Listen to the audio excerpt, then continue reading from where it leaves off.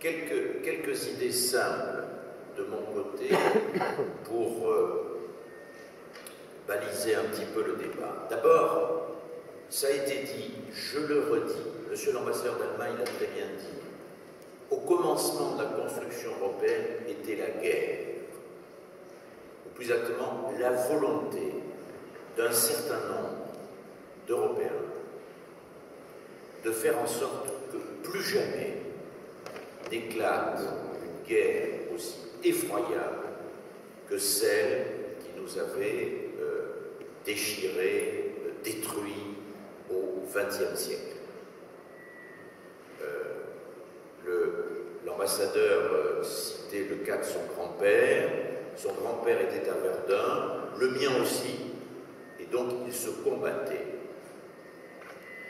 Et donc, pour tous les Français de ma génération, mon père a combattu les Allemands en 1939-1945, mon grand-père en 1914-1918 et mon arrière-grand-père en 1870. Et aujourd'hui, quand on fait des sondages en France, on fait des sondages régulièrement sur ce sujet et qu'on demande au peuple français quel est, à votre avis, le peuple le plus proche du peuple français. 2 Français sur 3 répondent naturellement le peuple allemand. Et symétriquement, 2 Allemands sur 3 répondent naturellement le peuple français. Ça, c'est le miracle de la construction européenne. Nous sommes restés en paix depuis 50 ans, pas seulement à cause de la construction européenne. Il y a eu beaucoup d'autres facteurs. Il y a eu le fait que nous sommes devenus une démocratie, il y a eu le temps de la guerre froide. Mais ce que nous devons à la construction politique de l'Europe, c'est la profondeur de la réconciliation entre nos peuples. Ce n'est pas simplement un problème de bonne relation entre nos dirigeants. En profondeur, nos peuples sont réconciliés. Et ça, c'est un miracle. Nous avons reçu au Parlement européen, il y a quelques semaines, à quelques jours d'intervalle, c'était une coïncidence, le président de la jeune démocratie tunisienne et le président de la République israélienne. Le président tunisien, M. Barzouki, nous a dit « Je suis heureux de venir au Parlement européen, à Strasbourg, devant les représentants des peuples d'Europe, parce que votre exemple est un message extraordinaire pour nous Arabes, pour nous Africains du Nord. Si vous avez été capable de faire ça entre vous, ça veut dire que nous serons capables aussi de le faire entre nous. Et que les Algériens et les Marocains, qui aujourd'hui ne se parlent pas, et naturellement les Juifs et les Arabes, les Israéliens et les Arabes, qui ne se parlent pas et qui de temps en temps se font la guerre, pourront un jour être réconciliés comme vous avez su le faire. Et quelques semaines après, le président Shimon Peres d'Israël est venu nous dire exactement la même chose. À partir de là, le moteur de la construction politique de l'Europe, qui était la paix, qui était la réconciliation, il a accompli son œuvre.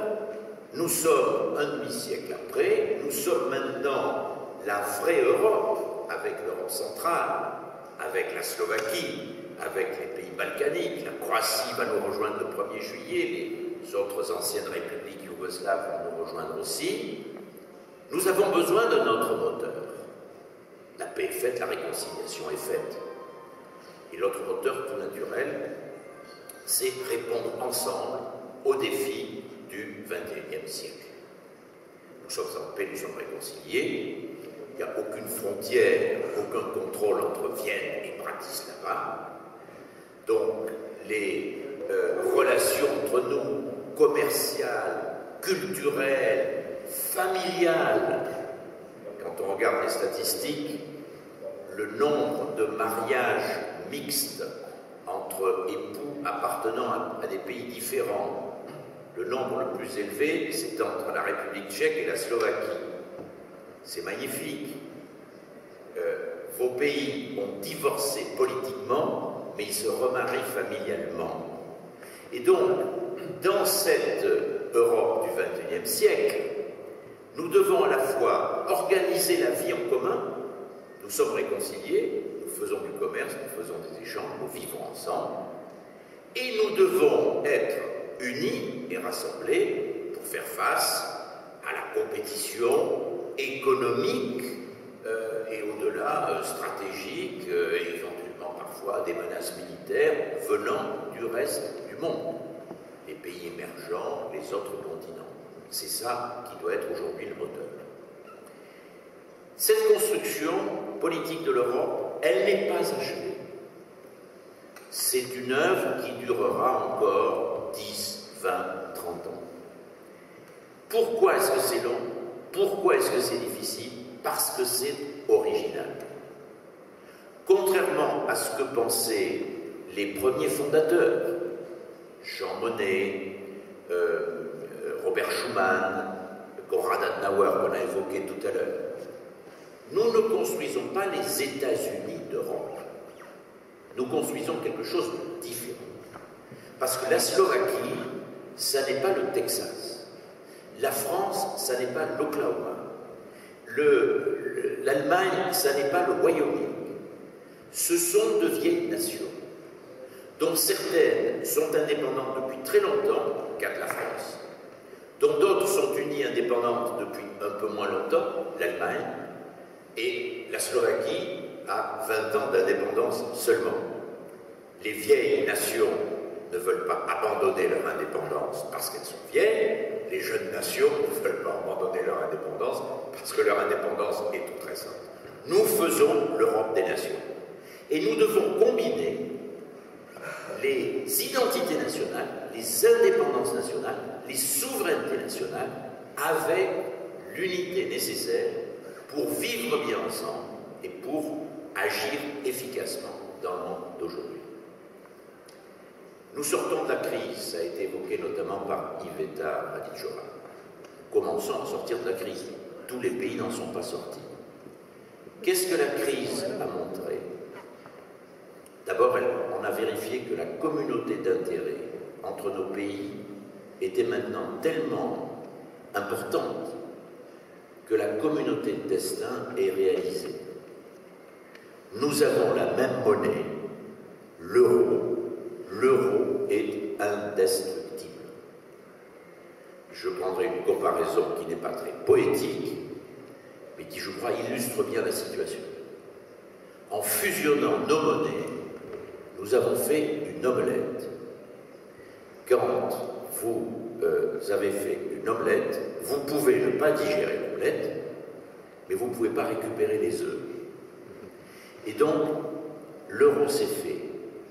Je félicite la Slovaquie d'avoir, parmi les premiers pays nouveaux membres, avoir décidé d'entrer dans l'euro, avec naturellement tous les avantages que cela comporte, et aussi les devoirs et les obligations.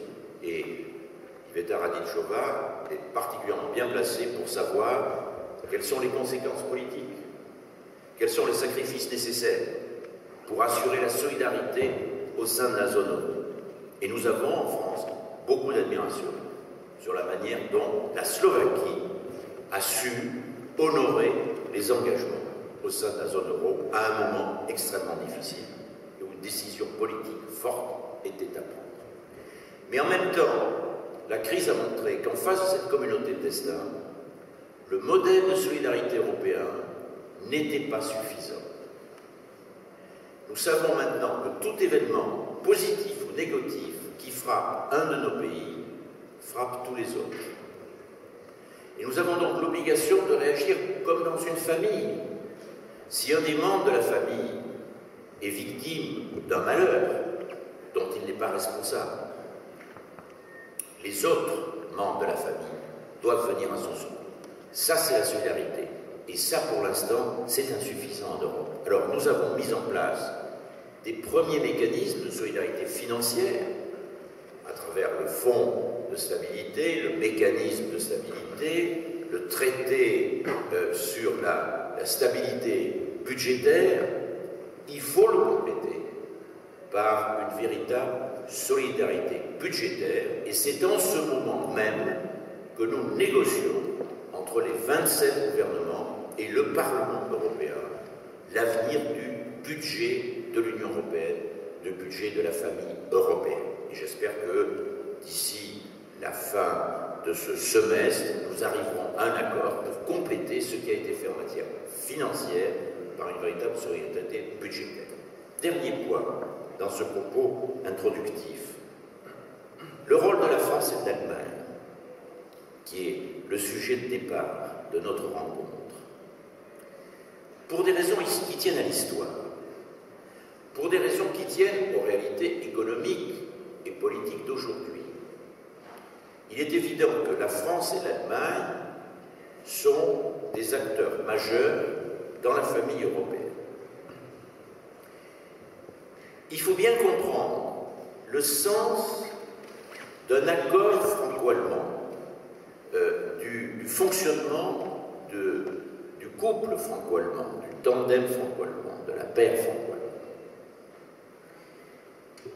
Si nous avons besoin, nous Européens, d'un accord entre la France et l'Allemagne, ça n'est pas pour finir un débat, c'est pour permettre que le débat commence à 27 et demain à 28. Pourquoi? Parce que si en Europe, certains pays ne sont pas d'accord avec ce que veulent, la direction que veulent prendre une majorité d'États membres, ça complique, ça ralentit, mais on peut avancer.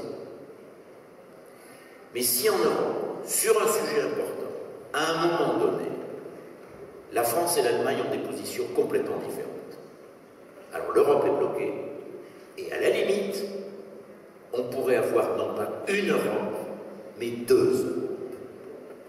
Et donc cette situation ne donne pas à la France et à l'Allemagne des droits supplémentaires par rapport aux autres, ni un pouvoir supplémentaire par rapport aux autres. Elle nous donne des obligations à nous Français et à nous Allemands. L'Europe ne peut avancer que si il y a au départ un accord de la France et de l'Allemagne. Cet accord ne met pas fin au débat, il permet que le débat commence. Et je souhaite naturellement que nous soyons capables de continuer à travailler dans cet esprit de manière à ce que, sur ces bases, l'Europe puisse progresser et achever sa construction politique. Cette construction sera achevée le jour où on n'aura plus besoin du moteur franco-allemand, mais où l'Europe aura ses dirigeants à elle, élus par les citoyens européens, et qui, à ce moment-là, tout naturellement, assureront, feront les propositions, montreront la direction, seront les moteurs de la construction européenne. Je vous remercie.